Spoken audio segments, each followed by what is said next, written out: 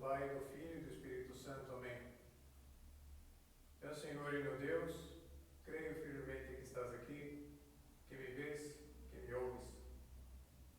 Adoro-te com profunda reverência. Peço-te perdão dos meus pecados e graça para fazer com fruto esse tempo de oração. Minha Mãe Imaculada, São José, meu Pai e Senhor, meu anjo da guarda, intercedei por mim.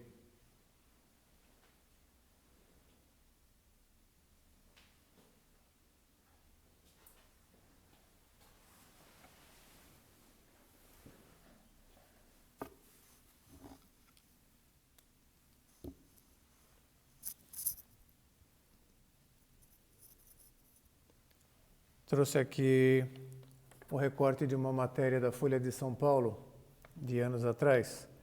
Se intitula Deus é Teen, Deus é Jovem. E começa dessa forma: o jovem brasileiro não apenas acredita em Deus, mas gostaria de falar com ele, abre aspas, pessoalmente, fecha aspas. Pesquisa concluída na sexta-feira passada revela surpreendente onda de religiosidade entre os jovens brasileiros. De cada 100 entrevistados, 52 gostariam de falar, abre aspas, outra vez, pessoalmente, fecha aspas, com Deus. Foram entrevistadas 1.495 pessoas em 6 cidades: São Paulo, Ribeirão Preto, Belo Horizonte, Porto Alegre, Recife e Salvador. E chegaram a essa conclusão espetacular. O jovem brasileiro não apenas acredita em Deus, mas gostaria de falar com ele pessoalmente. E mais espetacular ainda é considerar que a recíproca é verdadeira, que Deus também está extremamente interessado em conversar com cada um dos jovens, mas para além deles, né, com cada um de nós, com cada pessoa que Ele criou, quer entreter-se conosco, dialogar conosco. Uma conversa pessoal. Deus está interessado porque nos ama de paixão e porque sabe que através desse diálogo é que fica muito facilitada essa identificação com Cristo que nós devemos buscar, esse seguimento de Cristo que nós devemos realizar. Ao ler essa matéria, me vieram à mente assim umas palavras de São José Maria Escrivá, que eu fui atrás e trouxe aqui também para a nossa meditação de agora, em que ele diz assim: tu e eu queremos alcançar a santidade. Para isso, nos aproximamos do Opus Dei. E para isso é necessário que nos identifiquemos com Cristo, que nos revistamos de Cristo. Induimini Dominum Iesum Christum. Lembramos, né? Essa foi aquela frase que motivou Santo Agostinho a dar o passo para receber o batismo. Quando estava lá no jardim da sua casa e ouvindo aquelas palavras de uma criança brincando ao lado, toma e lê, pega e lê, pega e lê, ele teve um calafrio, ouviu a Bíblia que estava do seu lado e abriu assim a esmo e caiu nessa passagem de São Paulo aos Romanos. Induimini Dominum Iesum Christum, revestivos de nosso Senhor Jesus Cristo. E continuava dizendo aqui São José Maria Escrivá: todos temos que ser ipse Christus, filhos da minha alma, o próprio Cristo. Mas cada um tem que ver como coloca essa veste, da qual nos fala o apóstolo. Cada um pessoalmente. O jovem quer ter uma conversa pessoal com Deus, né? E aqui São José Maria Escrivá também abordava as coisas em termos pessoais. Cada um pessoalmente tem que dialogar com o Senhor. Portanto, que faremos tu e eu? Tratar muito ao Senhor, procurá-lo para ter uma conversa íntima com Ele. Veja bem que digo conversa, diálogo a dois, cara a cara, sem esconder-se no anonimato. Necessitamos dessa oração pessoal, dessa intimidade, desse trato direto com Deus nosso Senhor. Nós necessitamos.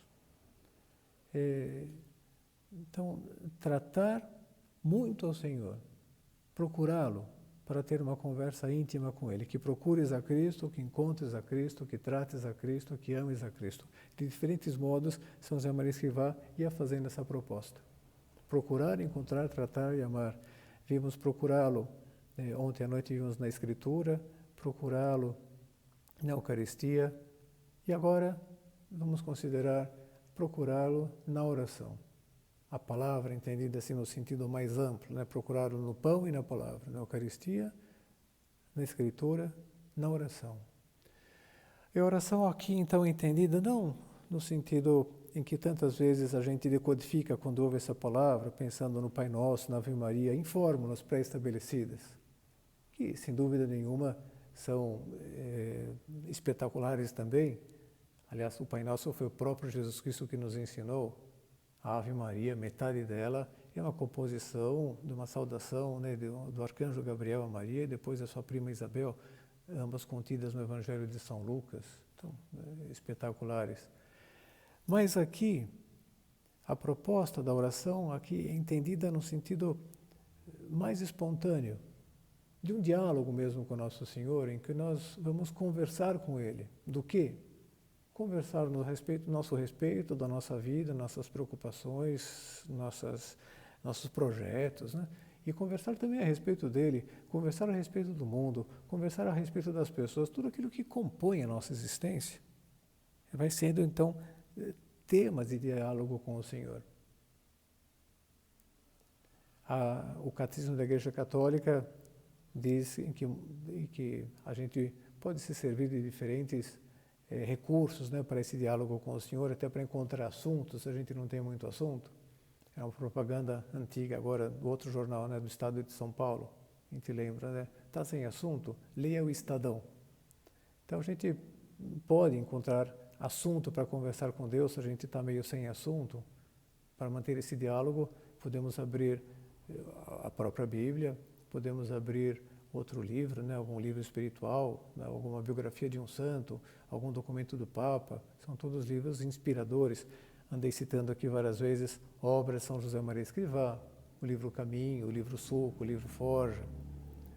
Mas o Catecismo da Igreja fala que muitas vezes o principal livro para a gente levar a oração, ou seja, nesse diálogo com Deus, é o livro da nossa vida, aberto na página do Hoje de Deus. É um modo até poético de falar sobre a oração.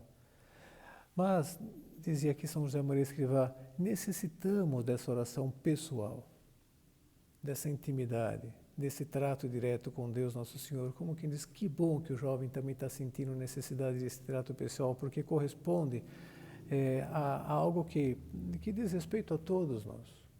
Essa percepção, eu necessito, eu quero ter um diálogo pessoal com Deus. Se queremos trilhar o caminho do céu, não podemos eludir essa necessidade da oração. Santa Teresa de Jesus, ela era bem radical nesse sentido. Ela dizia, quem faz 10 a 15 minutos de oração por dia se salva, vai para o céu. Quem não faz, nem precisa de demônio que o tente. É impressionante. E aqui o que ela está propondo, então, é esse diálogo, como se fossem esses mini retiros assim, diariamente, 10 a 15 minutos de retiro. Isso quem está fazendo agora nesse fim de semana, dedicar pelo menos 10 a 15 minutos por dia para fazer esse mesmo exercício. Buscar um diálogo com Deus, uma conversa com Jesus Nosso Senhor. Quem faz 10 a 15 minutos de oração se salva, quem não faz nem precisa de demônio que o tente. Trago aqui umas outras palavras de São José Maria Escrivá, em que ele afirmava: o demônio quer que a deixemos, se referia à oração, para que a alma não tenha alimento, para que esteja frouxa, débil, e em lugar de ocupar-se das coisas de Deus, se desvie para as coisas do barro. E concluía assim: sem oração, sem meditação, sem vida interior, não faremos mais do que o mal. Essa frase aqui sempre também me produziu um certo impacto, porque podia ter deixado pelo menos neutro, né? Sem oração, sem meditação, não faríamos nada de proveito, mas podíamos ficar neutros. Não faria nada de bom, mas também não faria nada de mal, ficaria neutro. Mas aqui ele não conta com essa possibilidade. Sem oração, sem meditação, sem vida interior, não faríamos mais do que o mal. E iríamos ladeira abaixo. E por isso, o demônio quer que a deixemos. Sem oração, a pessoa fica, diríamos popularmente, do jeito que o demônio quer, do jeito que o diabo gosta. Faz lembrar também aquela música do Bezerra da Silva, com certeza não é do teu tempo, esclareço que também não é do meu tempo, do tempo dos meus avós, mas é uma música que tinha o seguinte refrão: a coisa está feia, a coisa está preta, quem não for filho de Deus, está na unha do capeta. E a oração é muito próprio dos filhos de Deus. Agora, parece que temos mais obrigação de ser verdadeiramente almas de oração. Outras palavras do Monsenhor Escrivá. Oferecendo ao Senhor com generosidade tudo o que fazemos e não abandonando jamais nossa conversa com Ele, aconteça o que acontecer. Se vos comportais assim, vivereis pendentes de Deus durante todo o dia. E vos esforçareis seriamente para fazer muito bem essas 2 meias horas diárias de meditação. Preciso esclarecer que essas palavras aqui, ele estava dirigindo para um grupo de pessoas do Opus Dei, que moravam no centro da obra.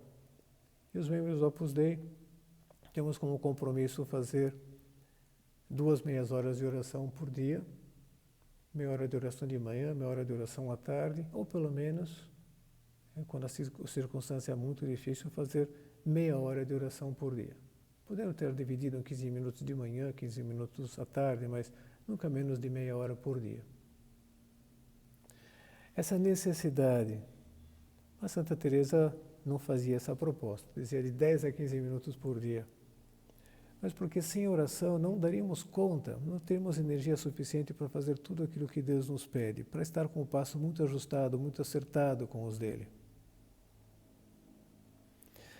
Você talvez tenha ouvido falar de Alex Carrel, um homem que se converteu no início do século XX. Ele é do final do século passado, do século retrasado, né? Século XIX. Ele nasceu em 1873 e morreu em 1944. E foi o Prêmio Nobel de Medicina. Ele se converteu indo num ônibus com peregrinos, com doentes, né, na verdade, que estavam se dirigindo a Lourdes na expectativa de uma cura milagrosa. Ele achava aquilo uma pataquada e entrou no ônibus junto, querendo desmascarar o que ele chamava alucinação coletiva e uma farsa, uma mentira. E a verdade é que aconteceu é que o milagre se deu nele mesmo. Foi ele quem voltou dela convertido. Bom, mas ele também conta essa sua história, né? Não é o momento aqui de a gente ficar descrevendo, mas ele entrou num confronto em certa feita assim com o Nietzsche. O Nietzsche também é do final do século XIX, nasceu em 1844, morreu em 1900, redondo. Entrou num confronto a respeito de umas propostas assim ateias do Nietzsche, concretamente falando que o homem tem vergonha de rezar. E o Alex Carrel escreveu um artigo rebatendo essa afirmação, dizendo, na realidade, o homem tem tanta vergonha de rezar como de beber ou de respirar. O homem tem necessidade de Deus como tem necessidade da água e do oxigênio. Agora vai ser a visão do médico falando da necessidade da oração na vida humana. Continua, a influência da prece sobre o espírito e o corpo humano é tão facilmente demonstrável quanto a secreção das glândulas. Seus resultados se medem pelo acréscimo de energia física, de vigor intelectual e de força moral, e pela compreensão mais profunda das realidades fundamentais. Pois dá para demonstrar o efeito da oração na vida humana. Atualmente as pessoas têm falado bastante, ficou na moda, falar da necessidade da meditação. Nos Estados Unidos, alguns colégios têm até uma matéria que é meditação, e se fala muito do mindfulness, né? Conseguir atenção plena através de uns métodos de meditação, importados lá do budismo. E a verdade, você vê que comprovadamente isso tem influência mesmo, tão facilmente demonstrável como a secreção das glândulas, dizia aqui o Alex Carrel. Agora, a oração cristã, ela proporciona uns benefícios que dão de 10 a 0 em qualquer outro desses métodos que estão aí como que sendo desenvolvidos por aí, que para nós cristãos dá até a sensação, perdão da presunção, né? Mas dá até a sensação de que estão por aí descobrindo a roda, né? A influência da prece sobre o espírito e o corpo humano é tão facilmente demonstrável quanto a secreção das glândulas. Seus resultados se medem pelo acréscimo de energia física, né? Quer dizer, a alma que vai levando o corpo para frente, a base de estar mais unida a Deus, a base de estar com essa capacidade de penetração nas realidades fundamentais, né? A meditação que produz vigor intelectual, diz aqui. Força moral para empreender aquele caminho que entende como sendo o melhor, o mais acertado.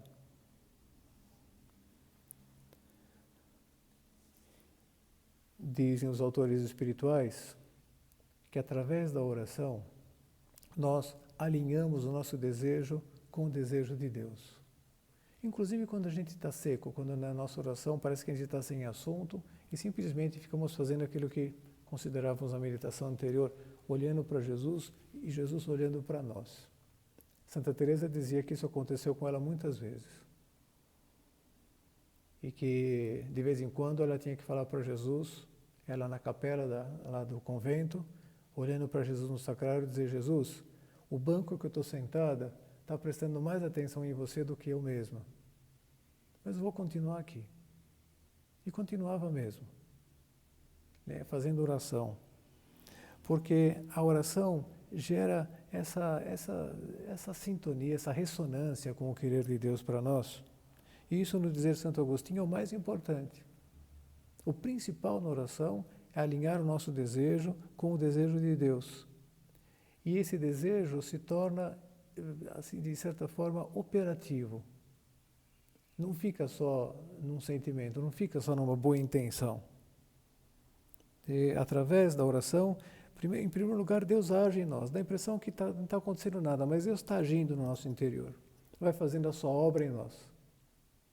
Dito assim, de modo técnico, vai fazendo o Opus Dei. Ou seja, a obra de Deus. Através da oração, Deus age em nós. Vai alinhando nossos sentimentos, nossos desejos com os seus. Para fazer o bem, para trabalhar mais. Isso a gente tem falado tanto aqui, ser o melhor marido que já existiu, a melhor esposa que já existiu, o melhor filho, a melhor filha, melhor pai, melhor mãe, melhor amigo, melhor profissional, tudo. E melhor um relacionamento com o próprio Deus, tudo. Deus vai realizando a sua obra em nós. E depois, com a força da oração, Ele vai realizando a sua obra a partir de nós. Ou seja, Deus nos converte em obra sua, Ele age em nós, nos convertemos em Opus Dei, e através de nós Ele faz o Opus Dei. É muito profundo. Monsenhor Escrivá apresentava essa proposta para nós. Dizia: meus filhos, tendes que fazer o Opus Dei, sendo vós mesmos Opus Dei.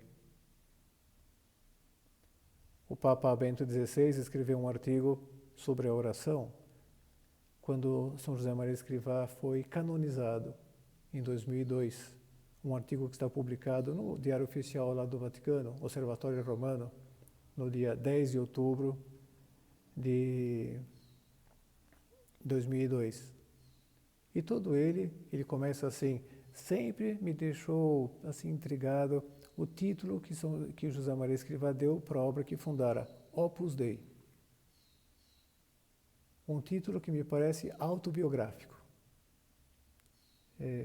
E, de fato, ele vai defender todo o seu raciocínio, aterrissando precisamente na oração. Que São José Maria Escrivá foi um homem de oração, homem que falava com Deus cara a cara, como o amigo fala com o amigo. Tudo isso porque Jesus nos capacitou a isso. A todos nós cristãos, podemos conversar com Deus cara a cara, como o amigo fala com o amigo, podemos dar vazão a esse desejo de ter uma conversa pessoal com Deus. E como fruto dessa conversa, então, a nossa biografia vai ser essa também: eu vou me converter em Opus Dei. Deus vai agir em mim, vai fazer a sua obra em mim. E Deus vai agir através de mim, vai fazer o Opus Dei, me utilizando como instrumento. Falar com o Senhor na oração. Há um livro que eu estou lendo assim recentemente, acho que já andei citando ele aqui em outra meditação, não sei se aqui no Retiro ou em outro lugar, se intitula O Mistério de Jesus de Nazaré, está em castelhano, do Francisco Fernández Carvajal, é o Mistério de Jesus de Nazaré. E num momento determinado fala sobre a oração de Jesus com o Pai e a nossa oração, nosso diálogo também com o Pai e com Ele mesmo, com Jesus. E vai dizendo como na oração o próprio Deus puxa assunto conosco, puxa conversa conosco. E nos diz, você quer me pedir alguma coisa? O que você está aí na tua mente, no teu coração? O que está te preocupando? Me diz aí. E me diz, quem são essas pessoas que estão te preocupando? O que você deseja para elas? Pede-me. A mim me agradam os corações generosos que se esquecem de si mesmos e se comovem ante as necessidades alheias.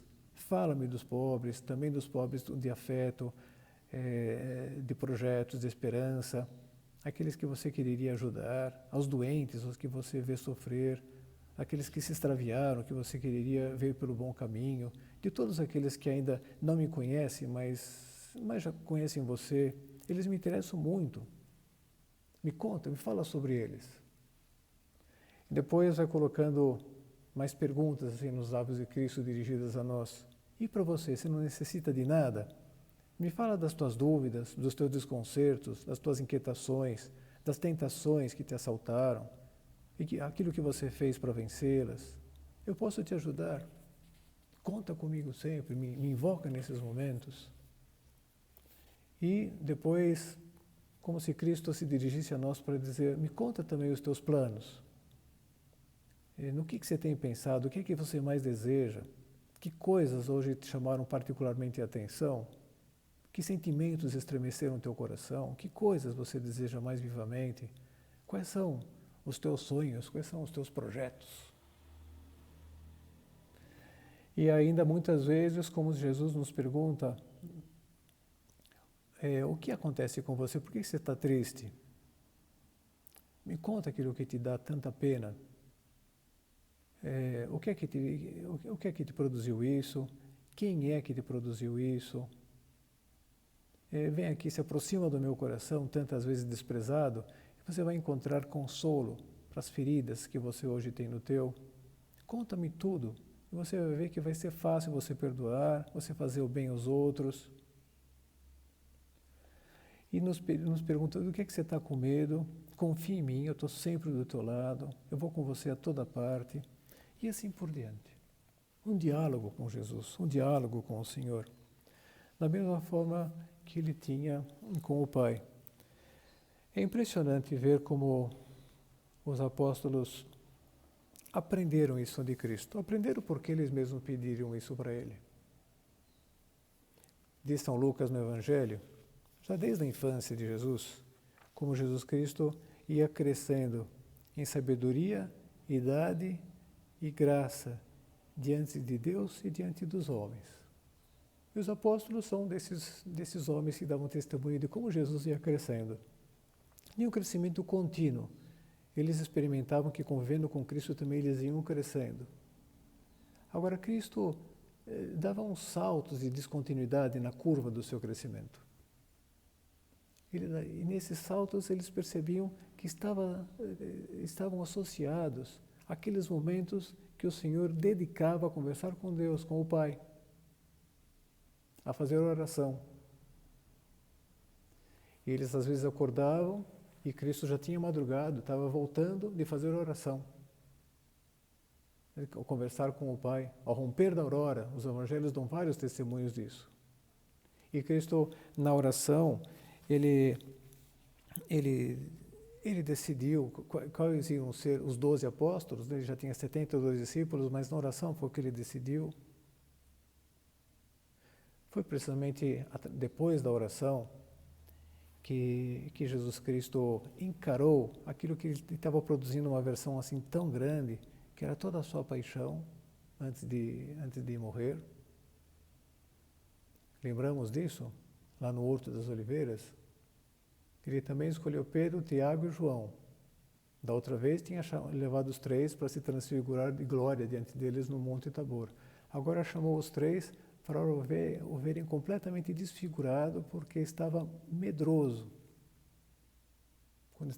ao estar prestes a ser preso. E diz lá, a minha alma está numa tristeza mortal.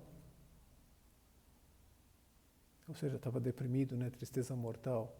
Os apóstolos nunca tinham visto assim, talvez ficassem até um pouquinho decepcionados. E São Lucas narra que Jesus se separou deles, se afastou deles e foi fazer oração.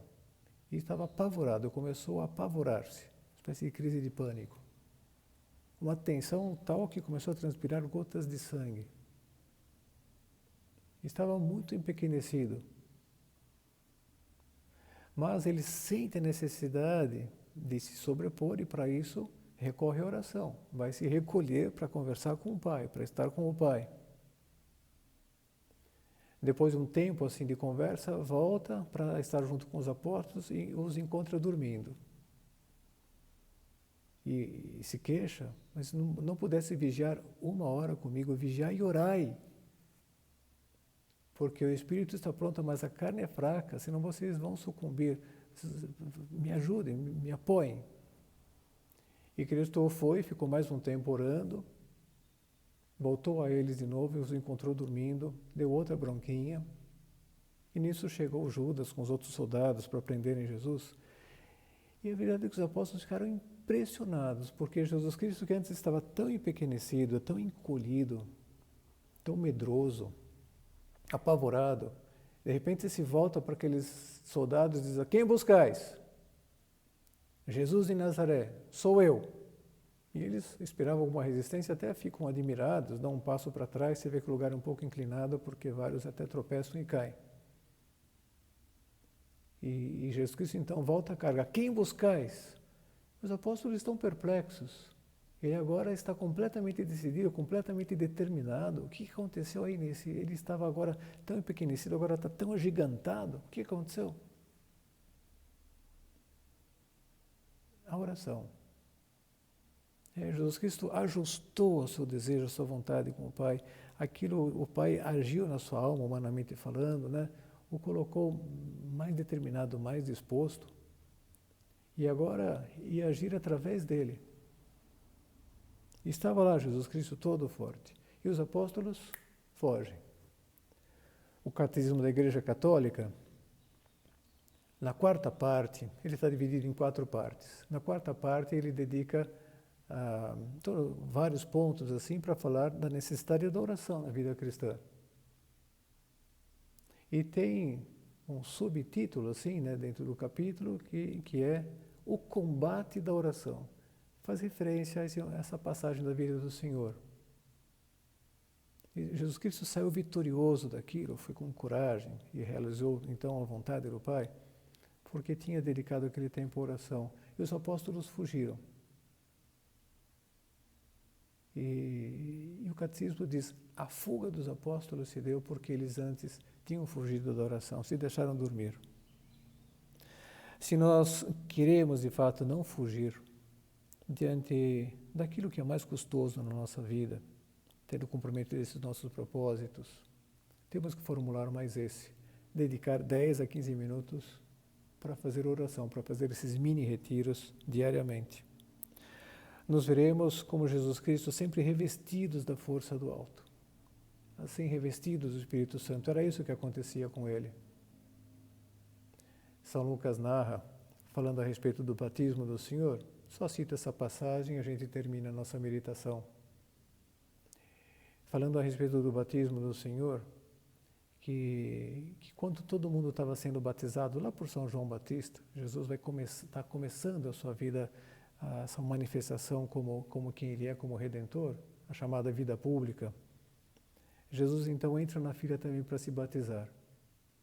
São João se opõe, mas ele diz, não, é importante cumprir tudo aquilo que estava previsto pelo meu pai, então você me batize. E São João Batista, o seu primo, né, o batiza. E São Lucas diz, quando todo mundo ia sendo batizado, Jesus também o foi.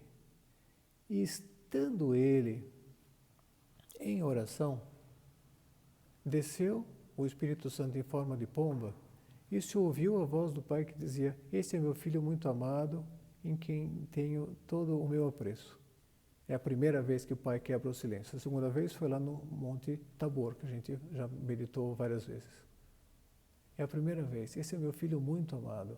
Mas Jesus se viu com a força do Espírito Santo. Desceu sobre ele o Espírito Santo em forma de pomba. E Jesus Cristo então se viu fortalecido. Agora, esse fortalecimento veio precedido de um tempinho de oração. Quando todo mundo ia sendo batizado, Jesus também o foi. E estando ele a orar, o céu se abriu e desceu o Espírito Santo sobre ele em forma de pomba. Pedir à Virgem Maria que então nos ajude nesse processo. Ela que tinha tanta experiência também de ser revestida da força do alto, ser coberta com a sombra do Espírito Santo, depois dos seus momentos de oração, para que nós efetivamente busquemos esse diálogo pessoal com o Senhor, com a convicção de que Ele quer também falar pessoalmente conosco. E em função disso nos vejamos revestidos de nosso Senhor Jesus Cristo, identificados com Ele, seguramente no caminho do céu.